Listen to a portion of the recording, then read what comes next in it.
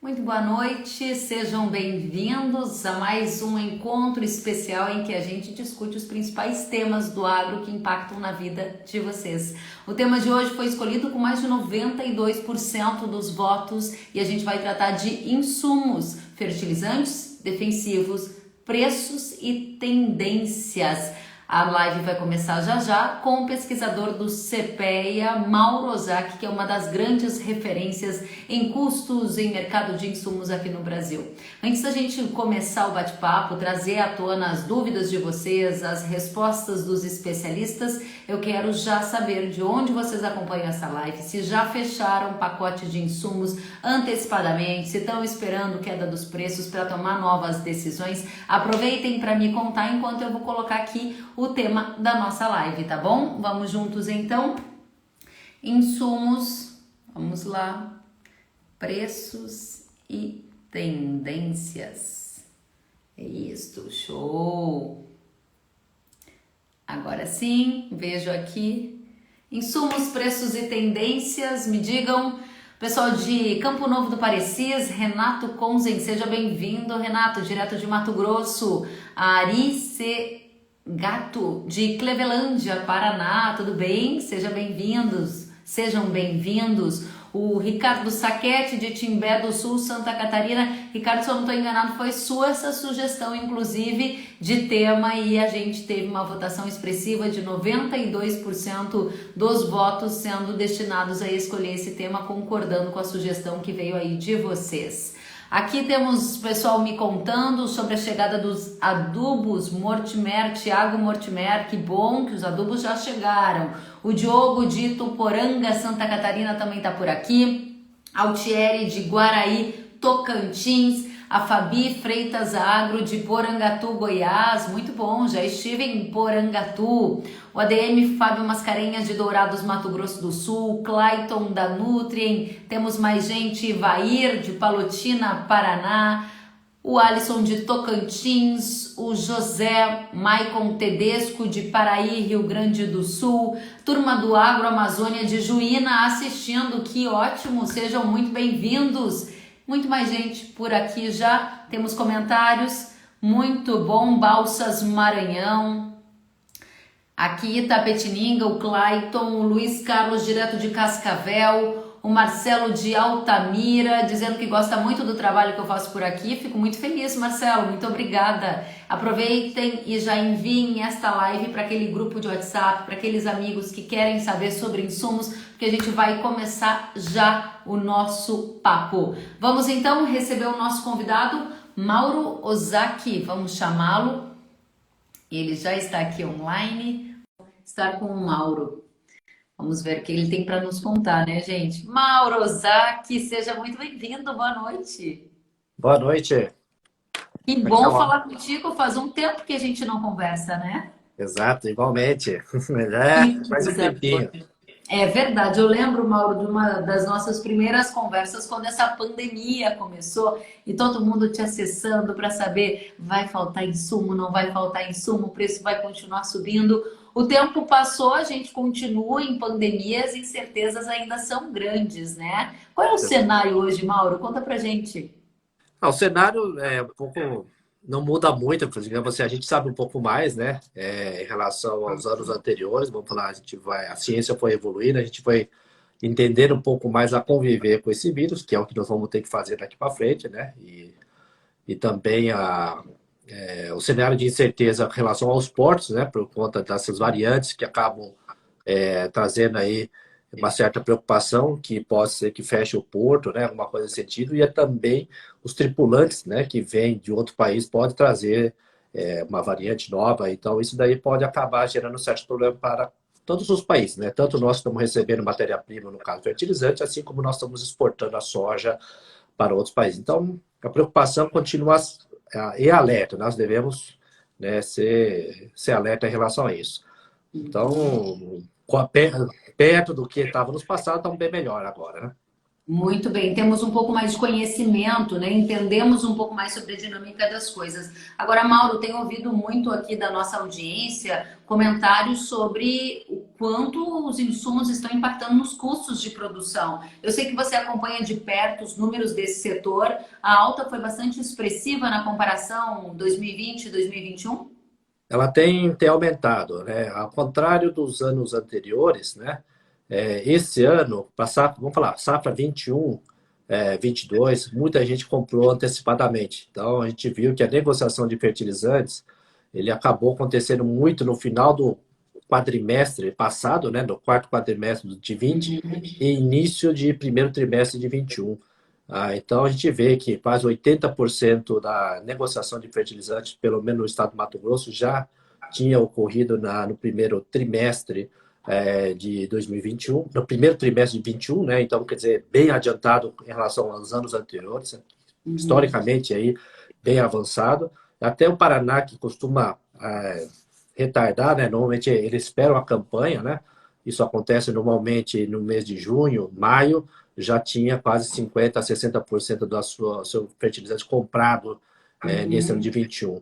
Então, quem conseguiu comprar nesse período, né, conseguiu comprar com uma relação de troca extremamente favorável, a melhor relação de troca, pelo menos quem comprou no período no último trimestre do ano passado, teve a melhor relação de troca para a compra tanto de MAP quanto com a CL, né, conseguiu comprar muito bem. E também no primeiro trimestre com a CL. MAP já não, né, no primeiro trimestre desse ano já ficou um pouquinho mais perto da média histórica, né? Então, quem conseguiu comprar nesse primeiro semestre, no primeiro trimestre, conseguiu fechar com um bom custo. Um custo não, um bom orçamento para 21, 22, que ainda não fechamos. Nós vamos começar, né, a lavoura a partir de setembro, vamos falar assim, né, na 21, 22, mas conseguiu comprar bem, então conseguindo trazer aí defender bem a sua margem para a próxima temporada. Muito bem, eu gostaria já de colocar aqui as perguntas da nossa audiência. É alguma questão que tem a ver com o Instagram, eu não consigo ver o nome de quem enviou, mas a pergunta está aqui e diz assim: a alta dos fertilizantes vai até quando? A pergunta casa super bem, porque você já deu uma dica. Quem fechou lá no último trimestre de 2020 e quem fechou no primeiro tri de 2021 obteve uma das melhores relações de troca com a soja dos últimos anos. Agora, Exatamente. o que vai acontecer de agora em diante?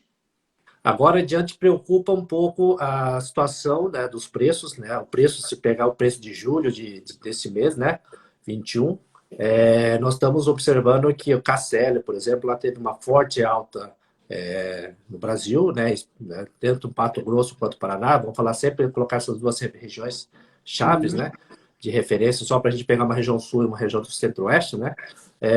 Então, essas duas regiões apresentaram alta, em especial Mato Grosso, né? Nós tivemos uma forte alta do KCL, tanto no mercado internacional quanto no mercado doméstico. Isso é um reflexo, né, da valorização do KCL no mercado internacional. Vancouver, daí nós tivemos uma valorização aí no mês aí, numa ordem de quase 39%, tá?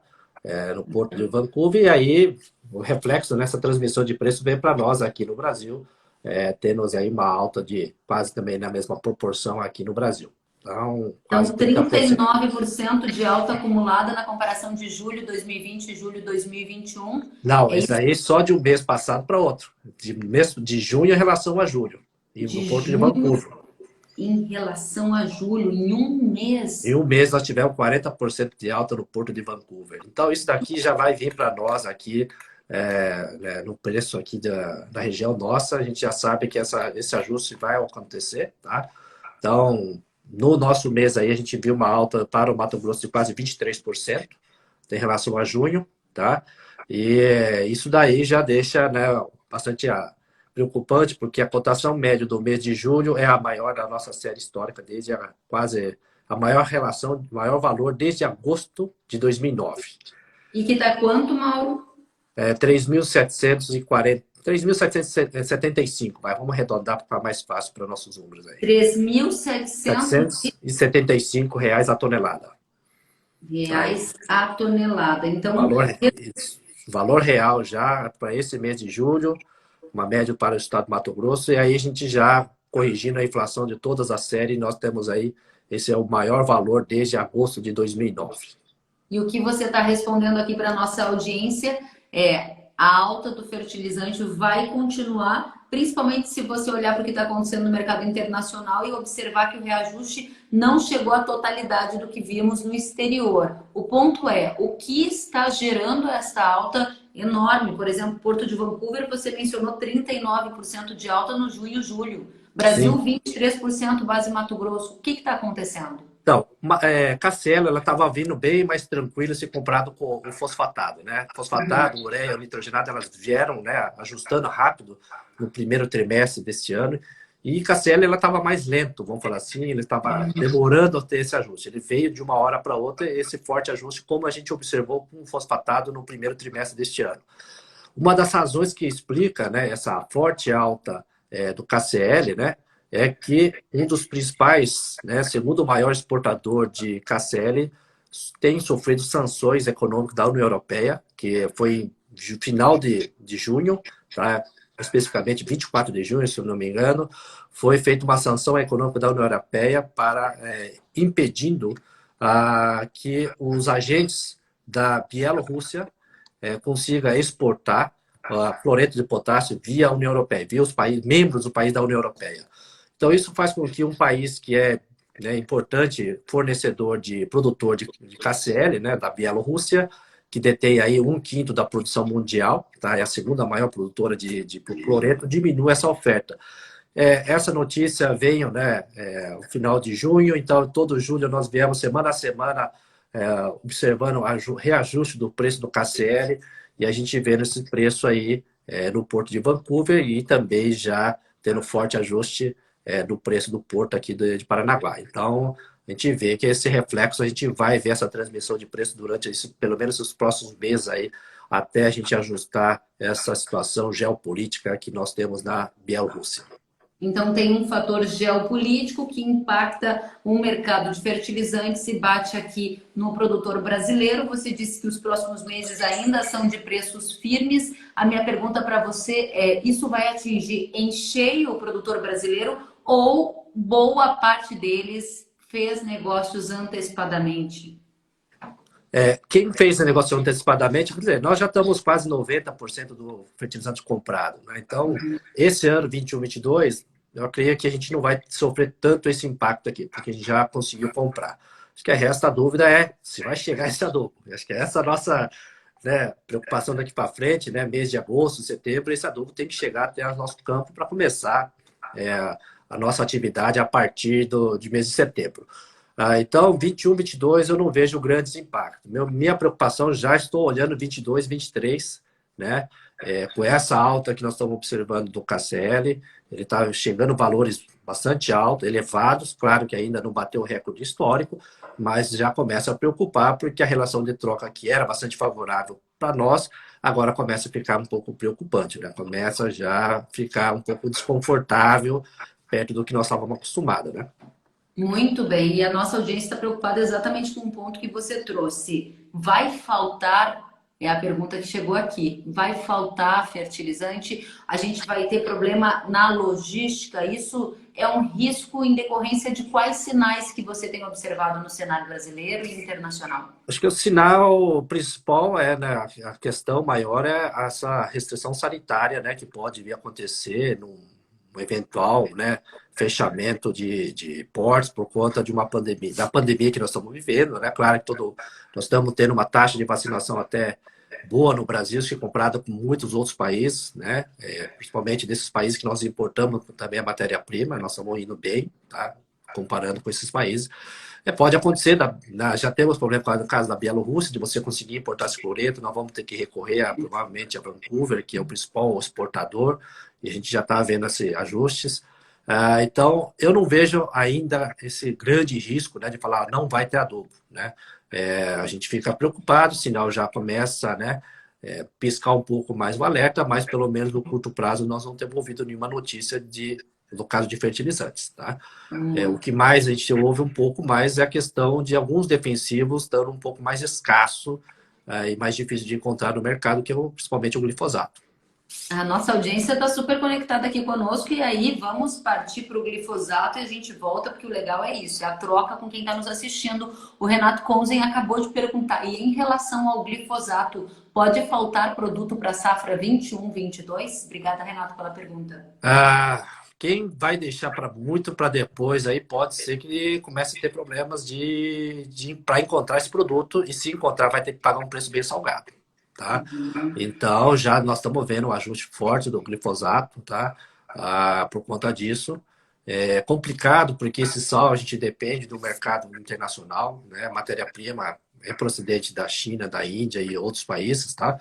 E esses países aí, que a China agora preocupa um pouco mais aí com a variante Delta entrando um pouco nesses países, começa, né, a gerar um certo incerteza, né? Espero que realmente resolva rapidamente para que nós não tenhamos nenhuma interrupção nas fábricas chinesas, né? E que interrompa o fornecimento dessas matérias-primas para nós aqui.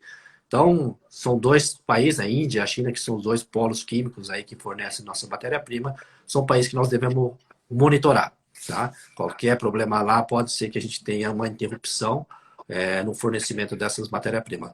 A gente sabe que glifosato é o produto que a gente sabe que tem maior escassez, né, dessa oferta, todo mundo já está ouvindo isso. É uma função da própria expansão que nós temos tendo da área agrícola, então isso daí demanda maior quantidade de glifosato, tá? E o outro também é em função da oferta um pouco justa aí. Muito bem, obrigada pela resposta. Vamos a mais uma pergunta da nossa audiência. Pegamos aqui carona na área de defensivos e a pergunta é: quais são as perspectivas de preços para defensivos químicos? Haverá aumento? O preço que nós estamos vendo tanto da soja quanto do milho, né? Ninguém vai deixar vocês comerem o queijo sozinho, né? Alguém vai querer pegar uma pedaço da fatia, certo? Então é natural, né? Que a gente tenha ajuste, isso está acontecendo, tá? Em função da própria demanda, né? O mercado está bastante aquecido e a relação de trocas estava bem favorável. Então, a gente sabe que esse ajuste virá, tá? Quem conseguiu comprar, da mesma forma, quem conseguiu comprar de forma antecipada fez bom negócio. Tem que tomar cuidado, deixar um pouco de cuidado para não deixar muito em cima da hora, tá? Por conta de uma incerteza que nós vivenciamos agora, é a questão de fornecimento dessas matérias-primas. É óbvio que você deixar estocado defensivos agrícolas na propriedade é um risco, porque nós temos um furto muito grande, né, em várias regiões. Então, é complicado, né? Você está fazendo todo um planejamento com determinada quantidade de químicos e, de repente, você é furtado ou roubado mesmo, a mão armada, né? Que é possível acontecer isso. Infelizmente, nós vivenciamos esse problema aqui ainda. Então, são coisas que a gente sabe que vai acontecer, mas fertilizantes e defensivos, espere ajuste, sim. Muito bem, vamos continuar. Mais perguntas. O Washington X pergunta: pode faltar algum substituto do paraquat? Ainda mais que já foi complicado para a safrinha, diz ele. Obrigada, Washington, pela pergunta. Pode ser ter esse risco. Da mesma forma, todos os ativos, ingredientes ativos aí, nós temos que ficar bastante esperto com isso aí, né? Então, nós estamos tendo alguns problemas de fornecimento, né? Assim como o setor automobilístico também sofre com equipamentos, né? Vamos falar assim, placas eletrônicas que não conseguimos atender a nossa demanda. O setor também de químicos entra na mesma linha, né? As fábricas vão se interrompendo por conta da pandemia, você não consegue trabalhar full time, então tem tudo isso, essa interrupção de fornecimento não é uma coisa só especificamente do agro, toda a cadeia do setor produtivo tem sofrido com essas restrições de trabalho. Então a gente tem que ficar um pouco preocupado, sim, alerta com isso daí. Sem o paraquat, agora não vamos ter que procurar substituto, sim. É uma condição bastante desafiadora. Tem mais perguntas da nossa audiência aqui e diz assim: a normalidade com relação ao abastecimento pode chegar no primeiro bimestre de 2022? Normalização, não sei se é de fertilizantes, eu creio que é isso, né? É abastecimento de insumos, imagino, né? Assim, eu espero que sim. Eu espero que esse abastecimento volte a normalizar a partir do trimestre seguinte. Claro que nós estamos falando ainda, temos 6 meses para frente ainda, né? Vamos falar assim, tem bastante coisa para rolar ainda nesse semestre, né? Aguardamos, vamos ser otimistas, né? Que a gente não tem esse problema. Claro que se tiver qualquer coisa, novamente a gente faz né, uma atualização com relação a isso. Vamos apostar que sim, por enquanto não tem nenhuma novidade, que não vai ter nenhum abastecimento. É ficar monitorarmos agora no caso da Bielorrússia, né? Quanto aquele problema geopolítico pode nos afetar, e certamente já tem, já, o reflexo já vem para nós, né? Se aquilo vai agravar ou não vamos falar assim, essa situação geopolítica lá. Isso que me preocupa um pouco nesse momento. Muito bem, então essa normalização, a diminuição do risco de abastecimento para insumos, ela depende de fatores geopolíticos, a exemplo da Bielorrússia que você nos trouxe, e depende da normalização das rotinas nos países fornecedores, com o avanço de vacina, com retomada da normalidade, a partir que a crise do coronavírus se acalme. China e Índia, importantes fornecedores. Se essa normalização acontecer por lá, o risco diminui, é isso? Isso. A China também, nós temos que monitorar que a China veio recentemente com notícia aí de intervenção do governo, que é normal do país comunista, né? O governo entrar na sua mesa da sua empresa e falar o que você tem que fazer, tá? O preço dos fertilizantes estavam ficando bastante elevado no país deles, tá? Isso daí gerou uma certa preocupação, porque estava elevando o custo de produção deles também, tá? Então, circulou uma notícia recente aí dessa intervenção da China com relação à exportação de nitrogenado e fosfatado. Então, o nitrogenado e fosfatado, ela vinha caminhando com certa estabilidade, com uma certa viés de queda, principalmente nitrogenado, tá? Porque a China viria a exportar agora nesse mês de agosto e setembro, né, que é o normal deles começarem a ter autorização para exportar, e o governo fez uma certa pressão para que ele segurasse, né, adiasse essa exportação para abastecer o mercado doméstico, para segurar o preço do mercado doméstico da China. Então, essa notícia já, né, começa a mostrar para nós que talvez aquela quantidade de nitrogenado que nós poderíamos comprar da China fosfatado, ou ter uma oferta maior de oferta de fosfato ou nitrogenado no mercado internacional, garantisse para nós uma oferta maior e um preço mais razoável para o próximo semestre. Então, a gente não sabe ainda até onde vai estender essa negociação, tá? E quanto isso vai impactar, então é isso que nós estamos monitorando também, porque isso daí pode trazer um reflexo dessa intervenção. Os agentes do mercado aguardam o desdobramento dessa intervenção para ver o quanto isso vai impactar nos próximos meses. Aí. A nossa audiência está ligadíssima em tudo que estamos aqui conversando e a pergunta é: a tendência do nitrogenado é de alta ou é de baixa? Agora, com essa notícia da China, né?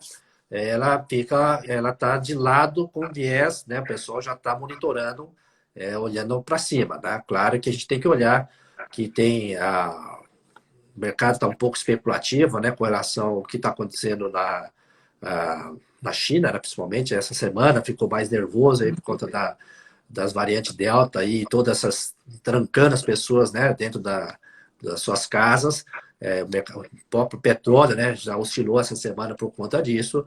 Então, as commodities também vão sofrendo essa variação. Então, ainda a minha expectativa é que o preço ela venha estabilizar com viés de alta, um pouquinho de alta por conta desse desdobramento, dessa intervenção do governo chinês com relação à exportação da fosfato e do nitrogênio até lá, porque são grandes produtores, grandes consumidores e também participam do mercado internacional. Então, espero que a gente consiga que a China exporte um pouquinho, pelo menos para aliviar esse mercado que está bastante justo, vamos falar assim. Muito bem, ótimo ter aqui um especialista de tal gabarito que responde as perguntas da nossa audiência. E vamos a mais uma, Mauro. Ela vem do Fernando Capelo, que diz assim: qual o ritmo de negociações dos insumos para a safra 21-22 para soja, milho e algodão? Já tem essas informações disponíveis?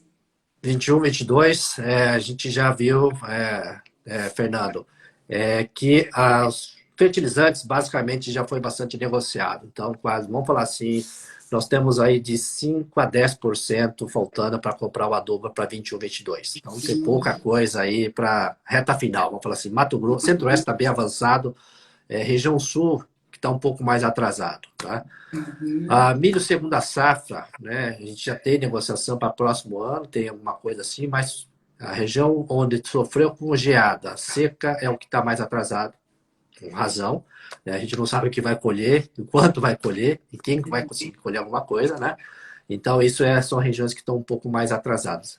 Mato Grosso, como conseguiu trabalhar melhor, veio colhendo bem o milho, já conseguiu, começou aí a antecipar bem as negociações para a próxima temporada aí. Tá? Bacana. Vamos a mais uma pergunta? Vamos lá, a pergunta vem do Fred e ele diz assim: corre-se o risco de safra que vem haver uma invertida de preços, custo alto e grãos mais baratos? Corre, sempre nós temos esse risco. Nós não estamos.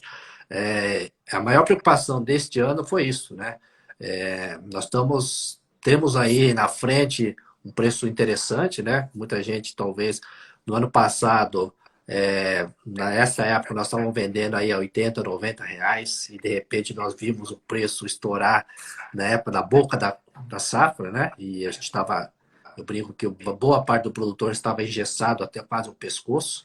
Então ele foi no bailão aí, da vaneirão, aí só pôde chacoalhar a cabeça para ouvir a música, porque o braço e a perna estavam engessados, ele já estava vendido. E aí a gente não conseguiu participar daquele altos preços, não, não todos, né? Uma parte dela aí. E esse ano está um pouco diferente, o produtor está um pouco mais resistente para vender, porque, né, gato, né, boa cachorro, mordido de cobra, tem medo de linguiça, né? Então esse ano ele espera, né, ter essa mesma expectativa de, né, não vender tudo agora e querer participar dessa alta no ano que vem. Temos que monitorar uma questão da taxa de câmbio, que é um pouco diferente dos anos anteriores, né?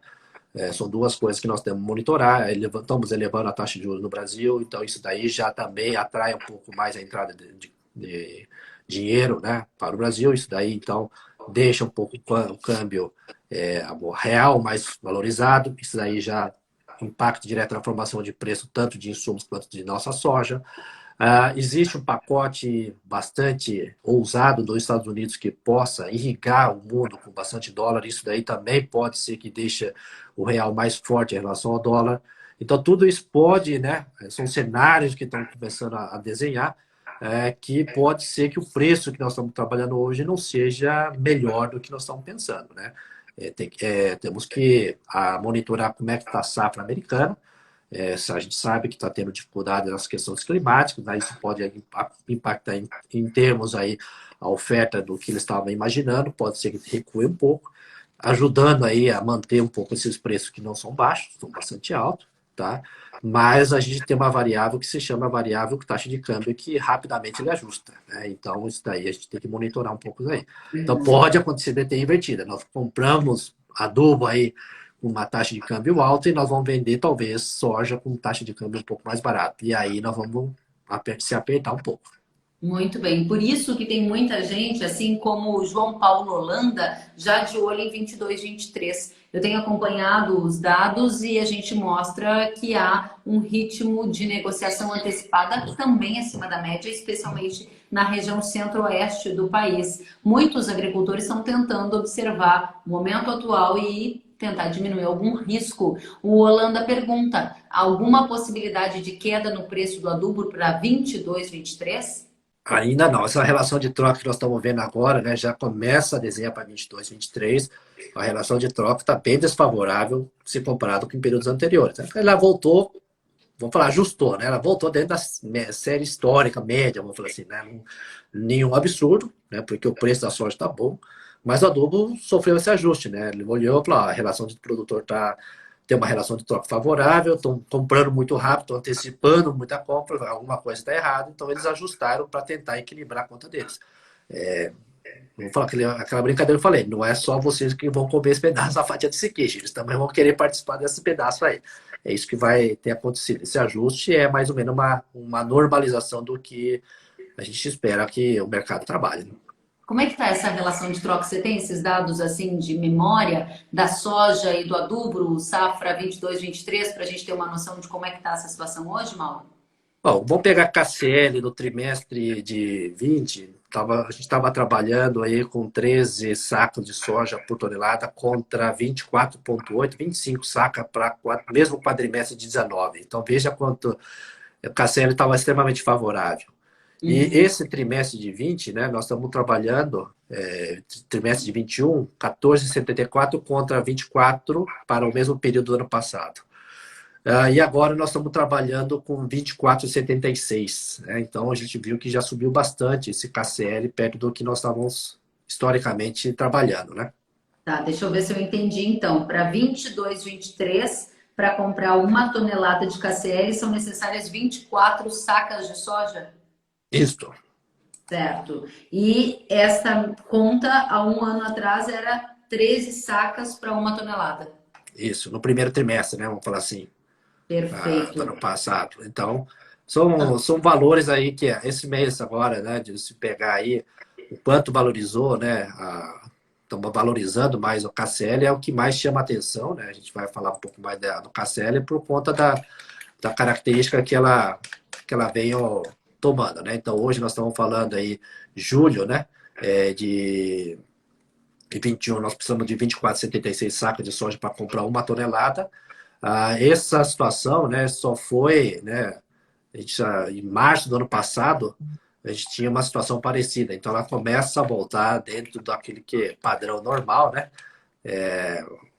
Do valor aí. Então, quando você fala 30, 30, 25, é o valor que, quando ultrapassa 25, 30, a gente já começa a ver que o valor está bastante alto. Muita saca de soja para comprar 1 tonelada. Quando está abaixo de 22, 25, já começa a ver que é um valor interessante, assim, né? Interessante. Então, a gente tem um viés que você aponta para 24, 23, 22, 23, que é mais alto em relação ao curto prazo 20, 21 que estávamos observando, ainda dentro de uma média histórica, mas algo para a gente observar, especialmente em relação a esse range que você colocou de 30 a 25 sacos começando a ficar caro, né? É. Conta pra gente, pois não, diga, Mauro. Não, então, porque se a gente pegar essas últimas 25, 5 safras, vamos falar assim, né, de 16 para cá, então a gente sabe que é uma média de 24 sacas por toneladas de KCl. É isso mais ou menos o que a gente está. Então está dentro da média histórica desses últimos 5 anos, vamos falar assim. É óbvio que nós já tivemos cenários, né, muito pior. Nós já tivemos aí situação aí de 2008 que precisava quase 50 sacas de soja para comprar 1 tonelada de KCl. Eu espero que não chegue nesse patamar, né? 2008, 2009, a gente viu que eram anos, né, que o KCl precisava muito, né, quase 54 sacas de soja para comprar 1 tonelada de KCl. Isso foi em primeiro trimestre de 2009, né? Então era muito adubo, né, muita soja para comprar 1 tonelada. Então aí, esse é o nosso, vamos falar, o teto que nós temos dessa 10 anos aí, pelo menos, é o valor máximo que a gente sabe que a gente teve de relação de troca extremamente desfavorável para a nossa situação. Mas a média histórica desses 5 anos, com o valor de julho, volta para a média histórica, né? Então a gente já começa a ver que o preço subiu, porque a gente até agora a gente sempre falou, o preço da soja estava bom, o preço da soja estava bom, agora a relação de troca ficou um pouco Mais dentro da média. Vamos falar assim, voltou à realidade talvez, assim, né? Muito bem. A Georgia Palermo está dizendo, sem contar o line-up gigante nos portos para entrar o adubo. Quantos desafios estamos passando no mercado de fertilizantes? Algum comentário sobre isso, Mauro? É, esse período era esperado mesmo, né? A gente já sabe, agosto, né, a gente já comprou, vamos falar assim, como nós compramos bastante coisa já no final do ano passado, início desse trimestre, a chegada da matéria-prima. Ainda bem que já está no porto aqui, né? Então, questão de tempo, já descarrega, já vamos, né? É um bom né? sinal, já É um está bom no sinal, porto. já está aqui, né? Já está perto do Brasil aqui. Eu falo, agora dá um jeito de descarregar esse negócio aí, né? E colocar isso no caminhão e vamos, né? Chegar, colocar isso na roça logo. Vamos em frente, Então, verdade. então pelo menos está aqui já. Então, vamos, pelo menos 21, 22, a gente vai trabalhando. Claro que a gente quer que descarregue logo isso, com todo cuidado, todo, né? Seguindo os protocolos e vamos, né, já começar a pensar na safra 21, 22. Aí daqui 45 dias já começamos, né, a acelerar os tratores aí e começar já a pensar em semear. 45 dias, gente, de fato está chegando. Portal GHF pergunta: qual a possibilidade do Brasil reduzir a dependência das importações de fertilizantes a médio e longo prazo, Mauro? Isso é uma coisa difícil, né? Porque tem tal do custo Brasil, né? E a gente é difícil de conseguir ter, sei lá, ser autossuficiente, vamos falar assim, em fertilizantes. KCl, nós temos até uma mina de cloreto de potássio, mas está lá na região amazônica, e aí você vai trabalhar com questão ambiental que quase fica impossível de você retirar esse KCl, tá? E a que custo nós vamos retirar esse KCl, né? Comparado com outros países que não há necessidade de fazer esse mesmo problema. Se você pegar o que tem em Saskatchewan, lá no Canadá, que você tem uma mina enorme lá, que a Potash Corp explora, que a mina é enorme, pode explorar 200 anos aquela mina, tá? Ela vai fornecer esse potássio para nós, e é uma certa competitividade. E nós não sei se nós vamos conseguir produzir ou, né, conseguir extrair esse KCl mais barato do que tem no mercado hoje. Na mesma linha vai o nitrogenado, né? O nitrogenado também, a gente sabe que tem aí, a Petrobras tinha algumas unidades, ela arrendou recentemente para as empresas, estão buscando alternativa para ter nitrogenado aí. Tá? Pode ser que a gente não dependa menos, vamos falar assim, se a gente chegar a 50% do nitrogenado, já é bom para quem está importando 80%, 70% disso. Cair para 50%, vamos falar assim, a gente depende menos. Mas o KCl, que é o que nós importamos mais, ainda eu acho difícil a gente conseguir extrair do próprio país e conseguir extrair de forma barata. Muito bem, Mauro, excelentes colocações, várias perguntas da nossa audiência sendo sinceramente respondidas, né? Rapidamente respondidas também. A Chaves Monteiro, Ana Maria está dizendo bela entrevista. O Adriano Aquarela também está aqui aplaudindo, todos saudando você pelo trabalho que você faz. E a gente sabe que aquilo que é bom dura pouco. Eu gostaria de saber de você, Mauro, o que nós temos que anotar no nosso caderno, quais são as suas recomendações, aquilo que você enxerga que é o essencial sobre o mercado de insumos hoje no Brasil. Vamos monitorar a nossa relação de troca. Eventualmente aparecem umas oportunidades. Tá? Final do ano sempre aparecem as oportunidades, né, de comprarmos aí um fertilizante com certo valor. Obviamente que nós estamos agora no momento de alta do KCl, especialmente, e olhar, né? E pode ser que a gente não tenha a mesma sorte como nós tivemos neste início de ano ou no final do ano passado, conseguir comprar barato. Mas, a princípio, ela está dentro da média histórica, pelo menos das 5 últimas safras. Então, vamos trabalhar dentro daquilo que, historicamente, a gente tem trabalhado. Eu acho que, não fugindo disso, a gente não tem como errar. E o risco ou a tendência que você observa que deva ficar nas nossas mesas e anotações? O risco sempre tem, né? Agora é monitorar. O produtor, todo dia, ele olha, né? E vê o tempo. Agora acho que é clima, né? São Pedro. Vamos ver se nós estamos mais alinhados com São Pedro aí, para ver se esse ano a gente não sofra tanto. Né? Nós estamos passando uma estiagem difícil, né? Um ano bastante complicado. Vamos falar assim, todo cenário que a gente pudesse imaginar para a produção de segunda safra, a gente teve esse ano. Atraso de plantio, seca e geada. Então, dentro daquele cenário que a gente coloca, né, tudo que poderia dar errado para produzir milho de segunda safra, por exemplo, aconteceu esse ano. Tá? E a gente, vamos ver, monitorar um pouco mais e, né, tentar mitigar esse risco. Vamos mitigar esse risco e, né, todo o recurso que nós estamos aí ganhando com essas safras, né, fazer uma boa poupança e fazer investimento para nós aumentarmos nossa competitividade.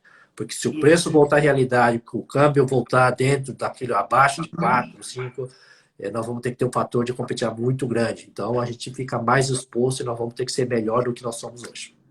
Mauro, é sempre uma excelente oportunidade de te ouvir. A gente aprende demais, a gente gosta muito de ouvir e reconhece as personalidades do agro brasileiro como você. O Gui Belotti, do Itaú BBA, está aqui com a gente, saudando você. O Adriano Quarela está dizendo parabéns pelas informações e atualizações do agro. Estamos juntos. O Marco Passetti está dizendo que a live foi ótima. A Aline está dizendo parabéns pelas informações. A Rose está dizendo que live fantástica. E o portal GHF está perguntando se a live vai ficar disponível. Vamos lá, gente. Vai ficar já disponível aqui no feed do Instagram. Ela vai para o YouTube, você pode acessar a qualquer momento. Ela vai para o Facebook e ela vai estar disponível hoje já à noite em todas as plataformas de podcast para vocês ouvirem e reouvirem o Mauro Ozaki. Mauro, uma satisfação estar com você. Volte sempre, se cuide. Um abraço em você, na família, e eu sigo à disposição.